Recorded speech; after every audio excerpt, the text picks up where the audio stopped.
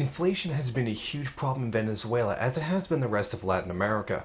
Right now, many in the opposition media are chanting on a daily basis that inflation is increasing the cost of foods.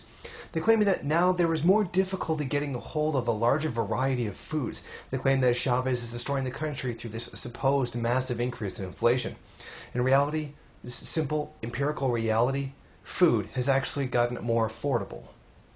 What the people of Venezuela are saying, not what the US-funded media is saying, is that before the Chavez government, there was a greater variety of foods on the shelves, but few could afford it. Now we can afford the food we need. There's a little less variety. There's always been milk scarcity, and it was bought on the black market. Most of it came from New Zealand, whereas today most of the milk is locally produced. And there was often meat and egg scarcity, a lot of contraband food from Colombia and Ecuador. It was very expensive, and the price in the supermarkets were so high, we were pretty screwed. This is a very typical bourgeois position, a nice big red herring.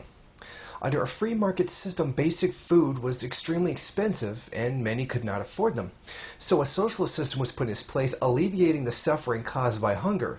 The result of this is a smaller selection of foods. The wealthy elite then go into the media crying that they can't get their really expensive privileged foods, calling the situation terrible, claiming that there's a shortage.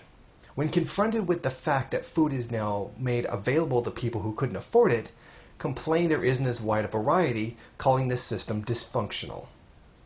The wealthy elite own the media outlets, often US funded, complain about a lack of consumer choice, but never complained about the high cost of food. In fact, the hunger suffered by the working class and the poor were completely ignored. A token mention of it was made, but there was no criticism of it. The situation was only addressed by the Chavez government and Bolivarian socialism.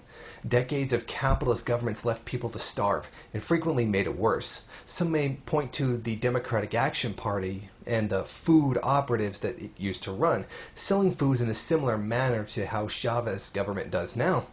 However, they forget to mention that you needed an Action Democratic membership card in order to buy the food, and the quality was much less. The Mercal subsidized shops have affordable food with less of a consumer choice.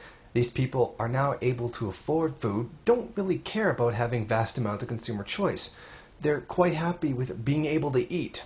The accomplishment of socialism in Venezuela has been an increase in calorie intake from 2,200 in 1998 to over 2,700 in 2008, exceeding the United Nations Food and Agriculture Organization recommendation of 2,300 calories per day. And malnutrition dropped from 21% in 1998 to 6% in 2007.